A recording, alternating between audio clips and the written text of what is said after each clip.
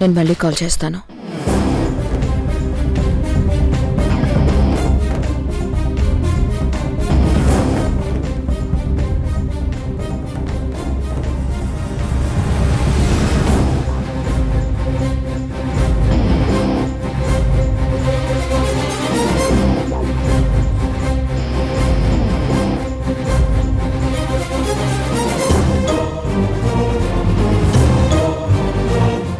భయపడకక్క, నేను నీతో గొడవ పడ్డానికి రాలేదు. నిన్ను ఆహ్వానించడానికి వచ్చాను. నువ్వెప్పుడు నన్ను తోటి కోడలిగా చూడలేదు. ఒక శత్రువులాగే చూశావు. ఇప్పటికీ అలాగే చూస్తున్నావు. ఎప్పటికీ అలాగే చూస్తావని కూడా నాకు తెలుసు.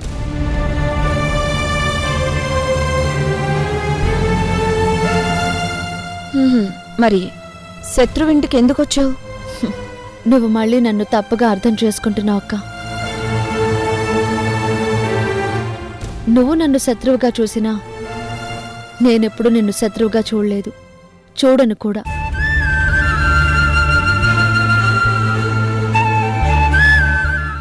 నువ్వు నన్ను ద్వేషించడానికి నేను నీ తోడికోడలు అవ్వడమే కారణమైతే నేను ఆ సంబంధాన్ని వదులుకుంటున్నాను అని చెప్పడానికొచ్చాను. నిన్ను ఆ వేడుకకి ఆహ్వానించడానికొచ్చాను.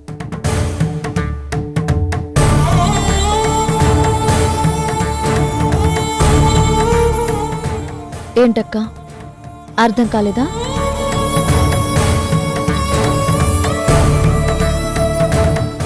నేను కిరణ్ గారితో తాళిబంధాన్ని తెంచుకోబోతున్నాను.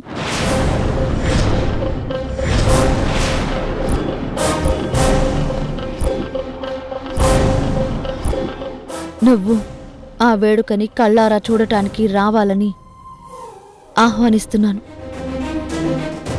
నన్నెందుకు ఆహ్వానించడం? నువ్వు నన్ను కిరణ్ని విడదీయాలని చాలా ప్రయత్నాలు చేశావు. కానీ అనుకున్నది సాధించలేక ఓడిపోయావు. కానీ ఇన్నాళ్లకు పల్లవి ద్వారా నువ్వు అనుకున్నది జరుగుతుంది.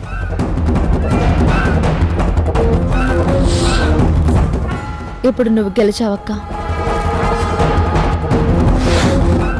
నువ్వు ఆస్తిని చేజిక్కించుకున్నప్పటికన్నా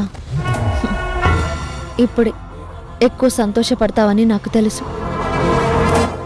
నీకు అంతగా సంతోషాన్ని కలిగించే ఆ వేడుకని నువ్వు కళ్ళారా చూడాలి. నా కన్నీళ్ళు నీకు ఆనంద బాష్పాలుగా మారాలి.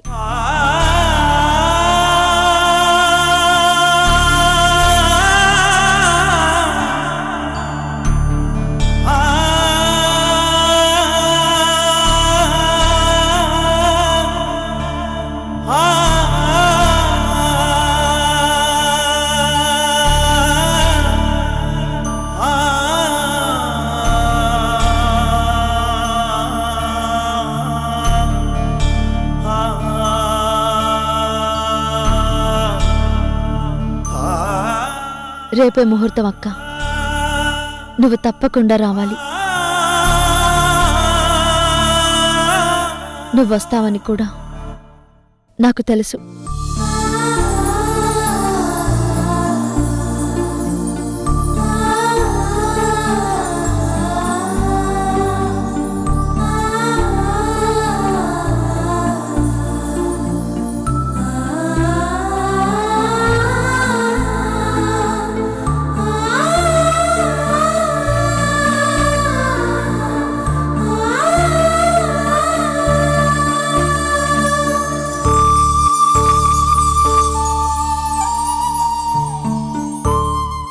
ఈ ఇంటితో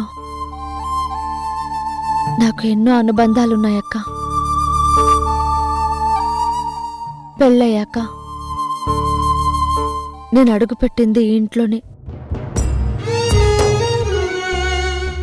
కిరణ్ గారితో కుటుంబంతో ఎన్నో మధురానుభూతులు గడిపింది ఈ ఇంట్లోనే. రేపటితో ఆ బంధానికి అనుబంధాలకి శాశ్వతంగా దూరం అవుతున్నాను.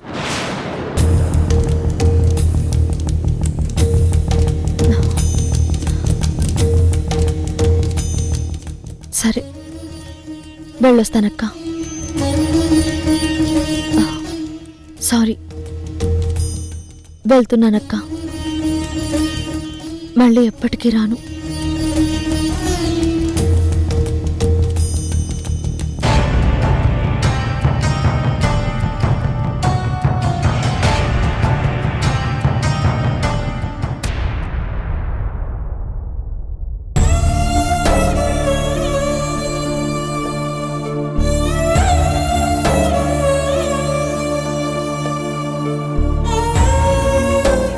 నువ్వు ఇక్కడి నుంచి వెళ్ళకపోతే నా మీద ఒట్టే.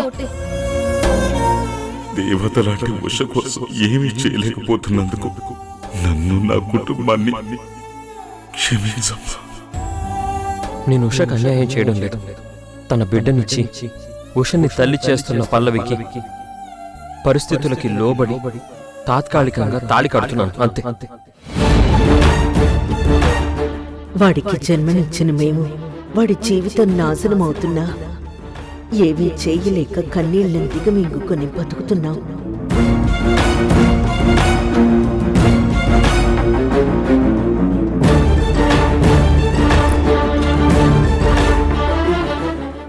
ఏంటి రాధా అంత దిగులుగా ఉన్నావు? ఏం లేదండి. నాకు తెలుసులే, నీ బాధ కారణం ఉషే కదా. నాకు తెలుసులే, నీ ఆలోచన ఎప్పుడూ ఉష గురించి. అందుకే ఉష గురించి ఆలోచిస్తూ మదన పడుతున్నట్టున్నావు. ఈ మధ్యకాలంలో నువ్వు ఉషని చాలాసార్లు కలిసొచ్చావు, కానీ నేను దాన్ని చూసి కూడా చాలా కాలమైంది. నేను ఎప్పుడు వస్తానన్నా ఆరోగ్యం సాకు చెప్పి నన్ను ఆపుతూ వస్తున్నావు. నిన్నగాక మొన్న ఉషని చూసొచ్చిన నీకే అంత దిగులుగా ఉంటే నాకెంత ఉండాలి చెప్పు. నాకోసారి ఉషని చూడాలనుంది రాధా. ఈ రోజెళ్ళి చూసొద్దామా? ఇప్పుడు మీరు ఉష దగ్గరికి వెళ్ళి జరుగుతున్న ఘోరాల్ని చూస్తే మీరు తట్టుకోలేరండి. మంతుల మీద నడుస్తున్న మీ గుండె ఉష గుండె కోతను చూసి ఆగిపోతుందండి. ఏం మాట్లాడవేంటి రాధా? వెళ్దామా ఈరోజు? ఈ రోజు వద్దులేండి, వీలు చూసుకుని తర్వాత వెళ్ళొద్దాం. అసలే మీ ఆరోగ్యం బాగోట్లేదు. ఈ పరిస్థితుల్లో మీరు ప్రయాణం చేయటం కూడా అంత మంచిది కాదండి. ఆరోగ్య సమస్యలు ఎప్పుడు ఉండేవి రాధా. వయస్సు పెరిగే కొద్దీ అవి కూడా పెరుగుతూ ఉంటాయి గాని తగ్గవు కదా. నా మనస్సెందుకో ఒకసారి ఉషను చూడాలనిపిస్తోంది. ఏంటండి మీరు చిన్నపిల్లాళ్ళ అలా మొండిపట్టు పడితే ఎలా? మనం ఆడపిల్ల తల్లిదండ్రులం. కూతుర్ని చూడటానికి వెళ్లాలన్నా సమయం సందర్భం చూసుకుని వెళ్ళాలి. ఏంటి రాధా, కూతుర్ని చూడ్డానికి కూడా సమయం సందర్భం ఏంటి చెప్పు. కూతురింటికి వెళ్లి చూడాలన్నా, వాళ్ళని ఇంటికి పిలవాలన్నా పండగో పబ్బమో వేడుకో ఉత్సవమో ఉండాలి కదండి. అవునులే, మన ఇంటికి నిజమైన వేడుక వచ్చేది ఉష కడుపు పండినప్పుడే కదా. మన ఉషకి గనక కడుపు పండితే మన ఇంట్లో కొన్నాళ్ల పాటు ఉంచుకోవచ్చు. దానితో సంతోషంగా గడపచ్చు. ఒక రకంగా ఆ హక్కైనా అర్హతైనా ఉషా కంటే నాకే ఎక్కువ ఉంది. ఎందుకంటే నేను ఆయనకి వారసుని ఇస్తున్నాను కాబట్టి, ఉషాకు ఆయనకి వారసుని ఇవ్వలేదు కాబట్టి. రాధా, ఎందుకా కన్నీళ్లు? ఓ, ఉష ఇంకా నెల తప్పలేదనా? నువ్వేం బాధపడకు.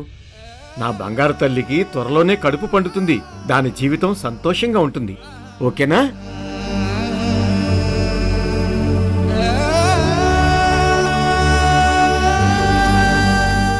అది సంతోషంగా ఉంటే చూడాలని నేను 1000 కళ్ళతో ఎదురు చూస్తున్నానండి.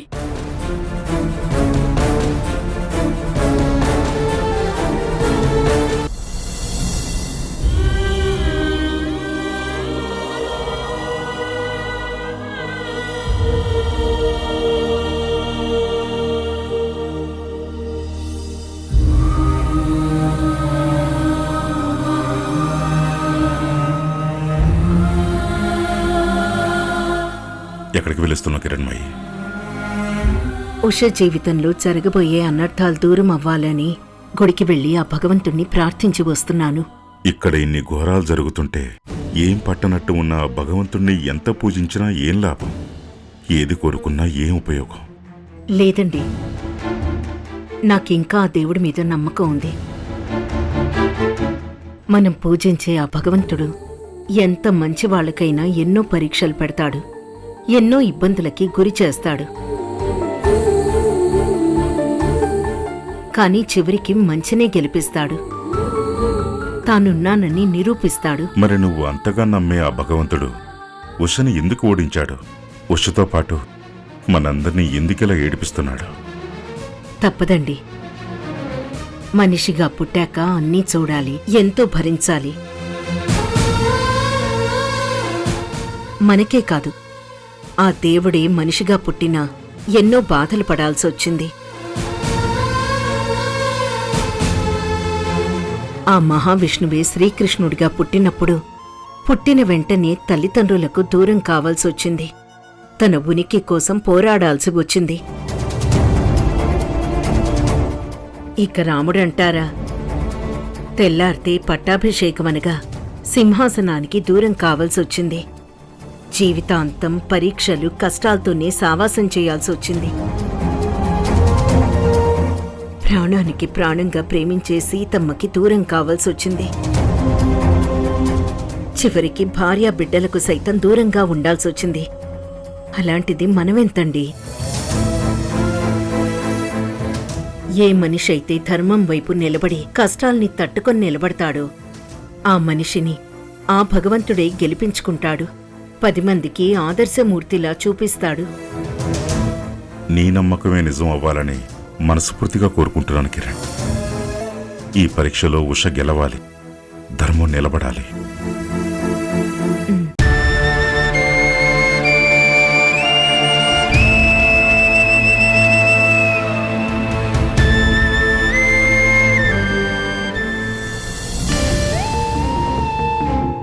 ఉష గారు, ఎంతకాలమైంది మిమ్మల్ని చూసి.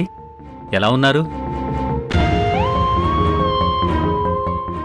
అవును, ఇంతకీ మా కిరణ్ గారు ఎలా ఉన్నారు?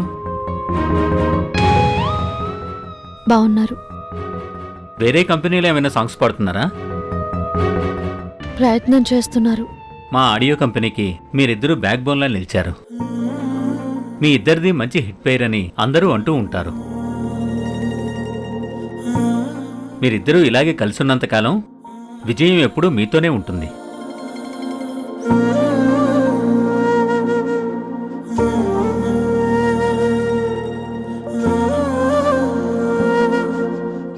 ఉష గారు, మీరు అదోలా ఉన్నారు. ఏదైనా ప్రాబ్లమా? నాతో ఏదైనా మాట్లాడాలా? ప్రాబ్లం గురించి చెప్పడానికి రాలేదండి, ఒక ఫంక్షన్కి పిలవడానికి వచ్చాను. అలాగేనండి, ఖచ్చితంగా వస్తాను. వచ్చే ముందు ఆ ఫంక్షన్ దేని గురించో, చేసేదెవరి గురించో మీకు చెప్పాలి.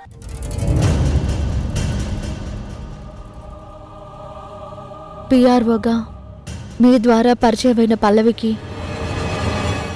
మా ఆయన కిరణ్ గారికి తొందరలో పెళ్లి జరగబోతోంది.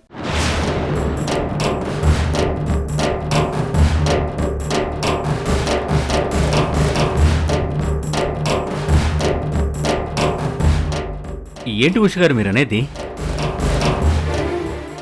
అవునా అనిల్ గారు, మీరు విన్నది నిజమే.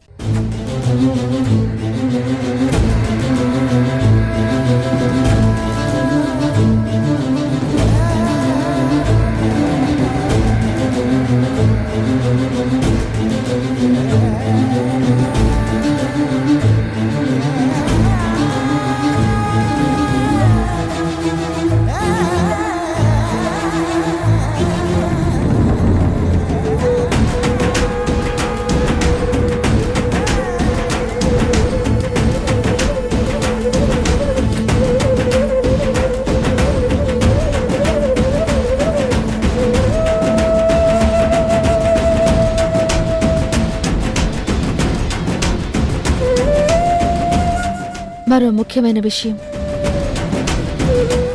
వాళ్ళ పెళ్లి రోజే నేను నా భర్త నుంచి తాళిబంధాన్ని తెంచుకునే రోజు.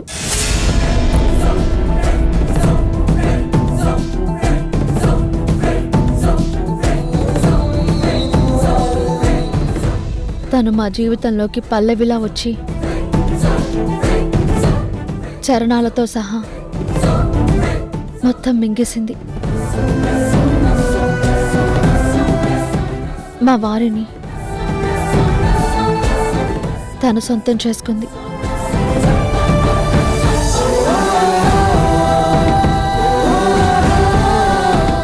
ఇది కలో నిజమో నాకు అర్థం కావట్లేదు ఉష గారు. పల్లవి అలాంటి అమ్మాయని కిరణ్ గారు ఇలా చేస్తారని నేను నమ్మలేకపోతున్నాను. ఇది కల అయితే బాగుంటుందని నేను కూడా చాలాసార్లు అనుకున్నాను అనిల్ గారు. కానీ ఇది నిజం, నమ్మలేని నిజం. పల్లవి కిరణ్లు పరిచయం కావటానికి మీరు పరోక్షంగా కారణమయ్యారు. వాళ్ళ పెళ్లిని మీరు ప్రత్యక్షంగా చూడాలని పిలవడానికొచ్చాను. మీరు తప్పకుండా రావాలి. ఇదే మీకు నా ఆహ్వానం.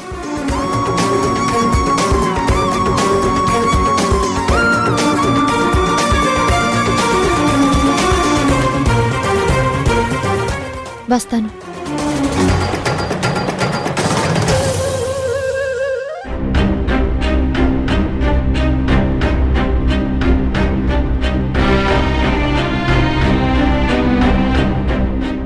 పల్లవి కిరణ్లు పరిచయం కావటానికి మీరు పరోక్షంగా కారణమయ్యారు.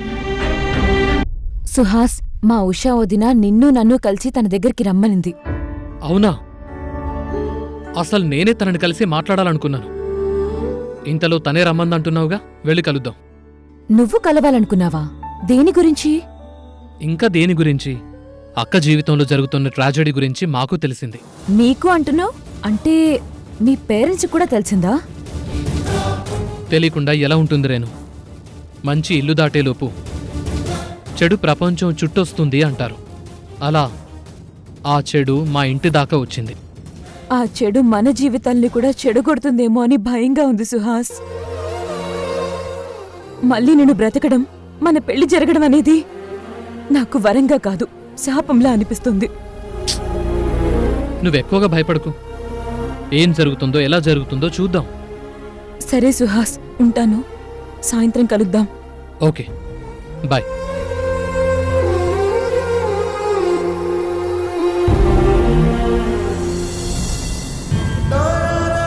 ఇంత దూరం వచ్చాక నీ దాంపత్య జీవితానికి ఏ సమస్య లేకుండా మీ నాన్న కాపాడతాడమ్మా. నువ్వేం టెన్షన్ పడకు.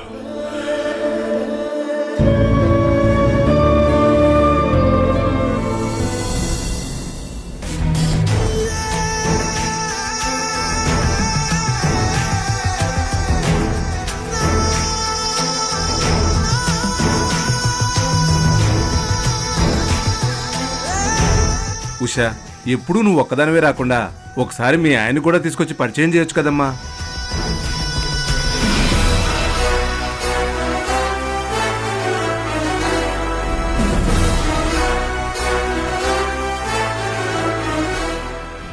ఉషా, ఏమైంది అలా ఉన్నావు? మొహంలో ఆ దిగులేంటి?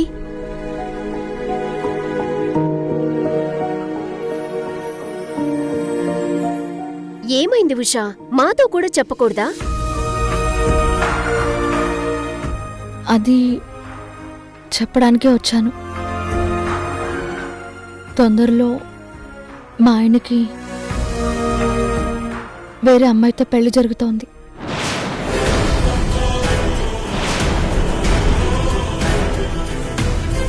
ఏంటి నువ్వనేది? నువ్వుండగా మీ ఆయన ఇంకో పెళ్లి చేసుకోవడం ఏంటి? అవును, చేసుకుంటున్నారు.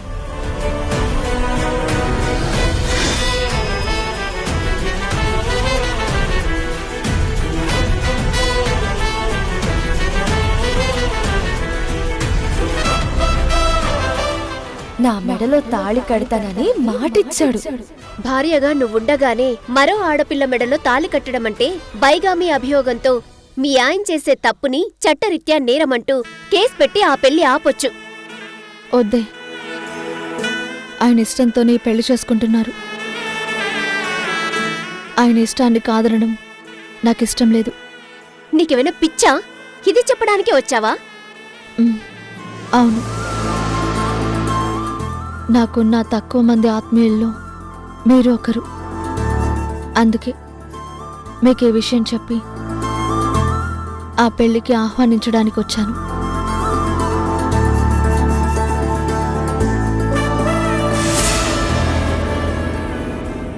తెలుసు, నీ గురించి మొత్తం తెలుసు.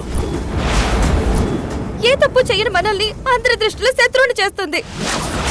ఉషా, ఏం మాట్లాడాలి? పెళ్లిని ఆపడానికి నువ్వు చేస్తున్న పనుల గురించి. నేను పల్లవి మెడలో తాళి కట్టి తప్పు చేస్తున్నానని, నిన్ను శిక్షిస్తున్నానని అందరికీ చెప్పడం లేదా?